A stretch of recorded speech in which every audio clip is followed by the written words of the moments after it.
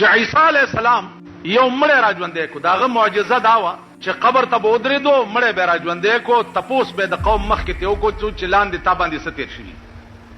نو هغه مړي به د لاندې ټول واقعات د عیسی علیه السلام خپل قوم ته ووایي چې لاندې دا چل یو مړی راژوندی کو. د هغه مړي 4,000 کاله شوي وو چې مړ. عیسی علیه السلام ورته وفرمایل چې زما دې قوم ته ووایه چې تا باندې لاندې څه تېر دي. وی صاحب نور خبر نه، خو چې مړ شم خخې کړم او خلق رانه لاړه. نو یو 2 کسان راله، د الله د توحید تپوس رانه وکړو، ما جواب ورکړو، اغي لاړه. بیا نور کسان راله، اغي لاس راکو، ستړي مشي را سره وکړه، اغي م لاړه. دا لاړه کم طرف ته؟ ښي طرف ته زما په قبر کې یو کړکۍ وه، په هغې به راننوته او بیا به ووت. ما رکې خیال وکړو چې ته څه کوې په دې تور سوړه کې چې پروت دی، ته هم ورپسې وځه. وی چې په کړکۍ زه هم ورپسې ووتم چې ګورم یو بهترین باغ دی، اعلی باغ دی، ولې پکې بیږي.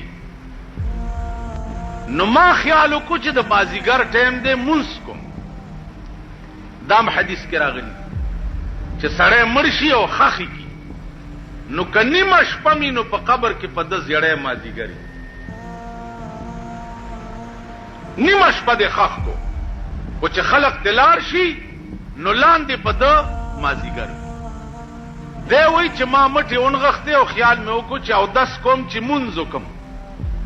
وی یو جینۍ راله او زه یې رستو نه ونیوم چې دلې مونځونه نشته، اودس مه کوه. وی ما ورته وی چې مونځ څنګه نشته، دا ته څه وایې؟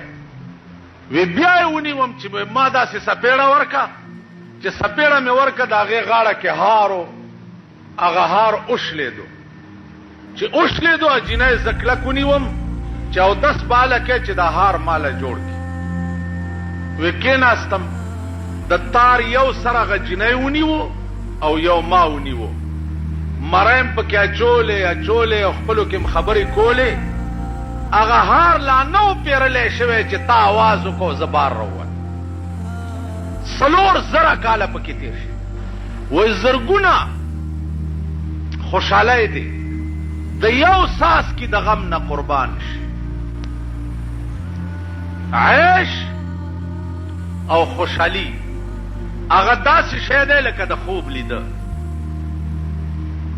پویم نشي او پې وخت تېر شي.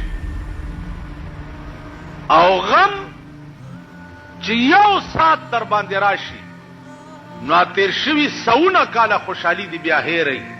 ته بړکې وی چې تا خوشحال لا کله وي. نو زما عزیزانو، د قبر معامله چې ده دا الله پټه ولې ساتلې ده؟ پکار دا و چې هدیره کې چېرته قبر سوری شي او خلقو کتی چې دا دی باغ دی پکې او دا دی لړمان دی پکې او دا دی ماران دی پکې، پکار دی چې دا خلقو کتی دې پټې ساتلو کې راز څه دی؟ رسول الله صلی الله علیه وسلم فرمایي په یو 2 قبرونو تیر شو،